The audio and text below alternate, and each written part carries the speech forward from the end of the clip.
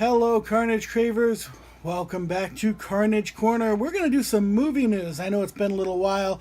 I took a break from movies because Hollywood went and got all political. But we're not doing that here. So, now that things have calmed down a little bit, we're going to get back into talking about movie news. Our first topic of the day, the 8th film in the I already have too many films that come out on Halloween Saw franchise that has been working under the name Saw Legacy for about 2 years now, came out and said that the name of the film is actually going to be Jigsaw, keeping with the trend of, films that continue a franchise with a one-word title. You know how, the First Blood franchise came back and it was just Rambo. And, Rocky Balboa did too. Okay, I wonder if Sylvester Stallone's in charge of this one too. He's not. I'm just being facetious. So this is going to be called Jigsaw. Other than that, we don't know anything. Apparently, the main actor, what the hell was that man's name? Tobin Bell. Well, apparently he is supposedly returning to play Jigsaw once again. They've killed this guy off how many times? I don't know what the hell they're doing with this. I checked out of the Saw franchise after Saw 3, and I'm gonna be honest, I'm not gonna see this. I'm only reporting on this because some of you might care. Look at that. Pushing 30, I still got pussy in my shot. How about that? Okay, anyways, that's inappropriate. I should edit that if we're going to have kids watch. Kids don't watch my show. Who am I kidding? All right, moving on to our next topic. Apparently, there is a new Fantastic Four film that is currently in the stages of having its script written. Okay, and supposedly this Fantastic Four film will focus mostly on Franklin and Valeria, who are the daughter and son of Reed Richards and Sue Storm. So, you know what? It makes perfect sense to me. Doesn't it make sense to you? We've swung 3 times and struck the fuck out. I know. Let's get rid of the characters that people love altogether and just use other characters. And we won't change anything else. That's what it is. It must be the characters. It's not our crappy writing. It's not our crappy director. It's not us trying to pass a Mexican woman off as a blonde-haired, blue-eyed woman. It's not us changing the races of all the characters and changing their relationships. It's got nothing to do with that. We just need to change the characters. Y'all need to give the fuck up. Y'all need to put this up on a shelf and leave it alone, okay? Every diehard Fantastic Four fan they're lining up to jump off the Empire State Building right now because you have murdered their childhoods. Just leave it alone. Moving on. Okay. So, as was announced a while back, Tom Hardy will be playing Venom in the standalone Venom film. I have a question. How, pray tell, are we to have a standalone Venom film? Seeing as how the Venom character only comes about after the symbiote has already been attached to Spider-Man, which is why Venom has very Spider-Man-like abilities. If the symbiote does not attach to Spider-Man in the first place, the symbiote will not, first off, like the power of Spider-Man and want to emulate it. So please tell me, this would be kind of like, having a, you know what this would be like? This would be exactly like having a, you know what? Never mind. It doesn't even matter. But they have announced that the the character Karnage will supposedly be the villain for this Venom film. Wow, talk about shooting your load early. Jesus Christ. Okay, so let me get this straight. You've got a film you're going to do on a beloved character. No guarantee you're going to do it right because Sony sucks balls at making superhero films, okay? And you want to just toss out another beloved character. Well, I don't know if beloved is a word, but but Karnage is very popular, and that's Karnage with a C, by the way, not a K. Don't get confused. Okay, so moving on from there. Also, there's talk about Mysterio being in this. Sony, stop. Listen to me for a second, okay? This is where you always fuck shit up, okay?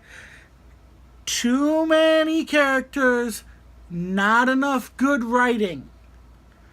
Okay? Yeah, Spider-Man was okay. Spider-Man 2 was great. Spider-Man 3, we're not going to talk about. Okay? Then The Amazing Spider-Man, it wasn't amazing. It was okay. The Amazing Spider-Man 2, let's not talk about Jamie Foxx and his neon blue spider catcher. Okay? Because that wasn't Electro. Sorry, guys. It wasn't Electro. Alright, so anyways, moving on. Apparently that film's going to be R-rated, which, you can't just slap an R rating on a film and hope to save it, okay? Just because Deadpool did well as an R-rated film and Logan did well as an R-rated film does not mean that every that R ratings are going to save comic book films. Need I remind you that Watchmen had an R rating? Need I remind you that Kick-Ass had an R rating? Okay, Kick-Ass 2 had an R rating. These are not films that made lots of money, guys. Punisher Warzone, pretty sure had an R rating. Punisher with Thomas Jane had an R rating.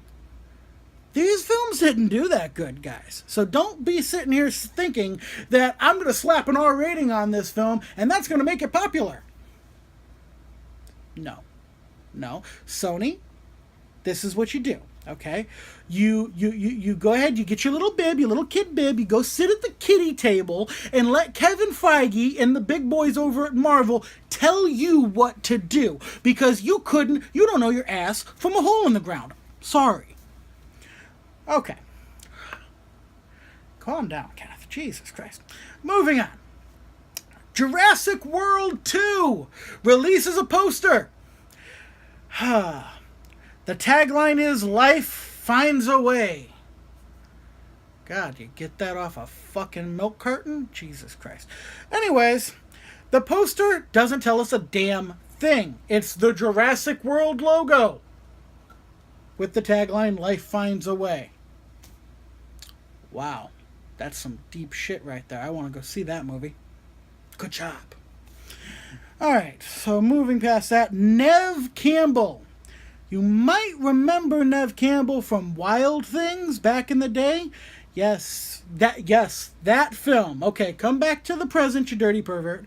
Okay, Neve Campbell, who, by the way, has not been doing films where she's showing off her naughty bits anymore.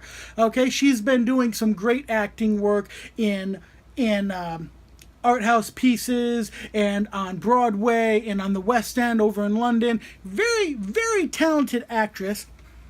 But as talented as she is, I'm not sure she can save this die-hard rip-off. Dwayne "The Rock" Johnson's Skyscraper film, which has to do with a towering inferno, a skyscraper engulfed in flames, and apparently his family is on the top floor and he must save them. I'm sorry, I fell asleep explaining that to you. I don't know if Neve Campbell's considerable acting talent is going to be enough to save us from another rock catastrophe. That being said, I'm not wasting any more breath on it. Okay. The film House with a Clock in the Walls. If you've not heard of this, you are not alone. This would actually be a kids' film based off a book series where apparently a young man visiting his crazy uncle's house, discovers that there is a clock in the wall that's counting down to doomsday. Yeah. Well, apparently they're making a film out of this book series. And they have their director and they have their crazy uncle, by God. Crazy uncle will be played by Jack Black.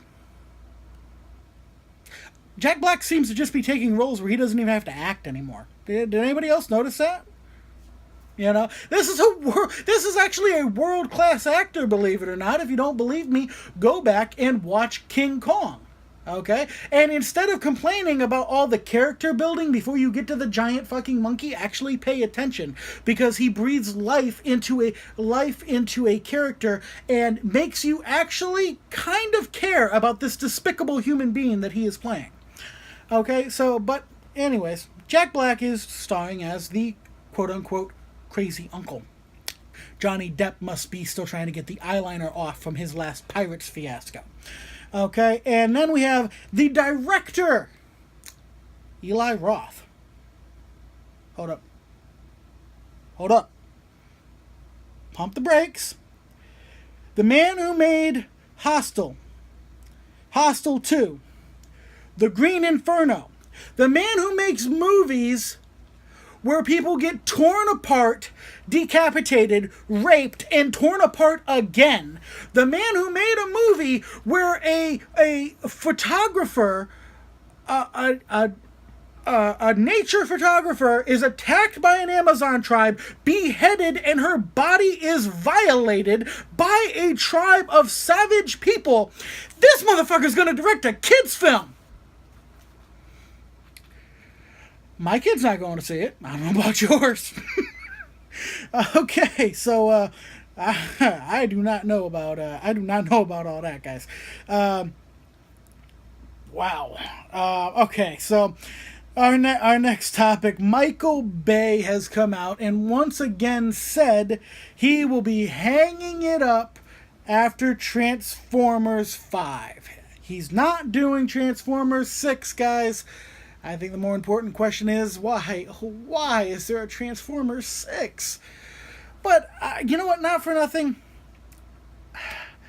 As much as I would love for Michael Bay to go away and not do any more of these damn films, I mean, this guy has said that he's not doing another one after the last 3. He's retired more times than Eminem, and he keeps coming back. Okay, so, and that's pretty much in a nutshell what Mark Wahlberg said. He didn't say it as colorfully as I did, but Mark Wahlberg says there's no way that Michael Bay is not coming back. I'm not sure what Mark Wahlberg thinks, why Mark Wahlberg thinks he's an authority on the subject. I mean, he's not an authority on much except denying his past and exploiting his family, but hey, what you gonna do, guys? So now let's talk about, we got 2 more topics, and they're kind of connected, and they're kind of the meat and potatoes of our whole show here, because this is what we really care about, right? This is what we really care about. The Star Wars Kathleen Kennedy fired Lord Miller off of the young Han Solo film. Why did she fire them? Well, if we're to believe the lead actor, Alden Ehrenreich. I always screw up his name.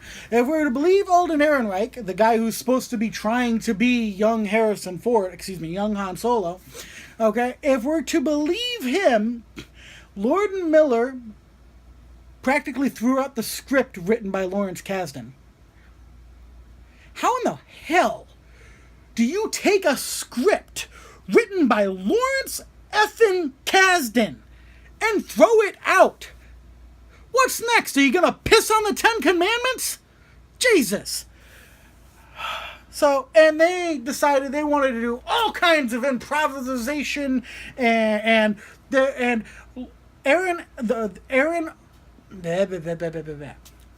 Ehrenreich was quoted as saying he didn't feel like he was on a Star Wars film.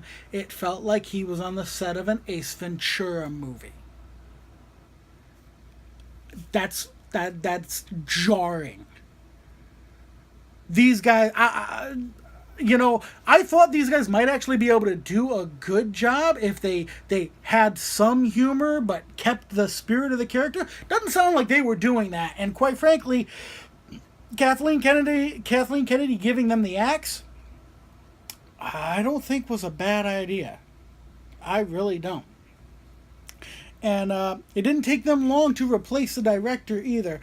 So the man stepping up to finish the last 3 weeks of shooting and then do 5 weeks of reshoots. So basically he's going to be redoing everything that is not a shot of a hand pressing a button. And then of course he's doing all the post work. The man taking over a good personal friend of George Lucas. Take that for what it's worth. Ron Howard will be directing the Han Solo film. So, Ron Howard has proven he can do some action. He did that film Rush. Didn't do that well, but the action set pieces were not bad. But one thing that Ron Howard is a absolute master at is character development and telling a damn good story. And there is no way that he is going to look at the masterful work of Lawrence Kasdan and go, "Nah, I want you to act like an idiot." Ron Howard won't do that. So there you have it, folks. Ron Howard's coming to save the young Han Solo film. A film that shouldn't really even be being made anyways, because you're taking away the mystique of a character. It's kind of like it's kind of like when George Lucas pointed out to us that Boba Fett wasn't always this badass bounty hunter. At one point in time, he was a sniveling little kid who watched his father be decapitated. Nice job, Sam. So anyways, that's movie news for this week. Be sure to join me next week on Movie News, where I will be giving you, well, more movie news. That's why it's called Movie News, guys. Come on. I got processed tomato paste for you, people. Here we go. All right. I'm Ken Karnage, and until next time, Carnage is right around the corner.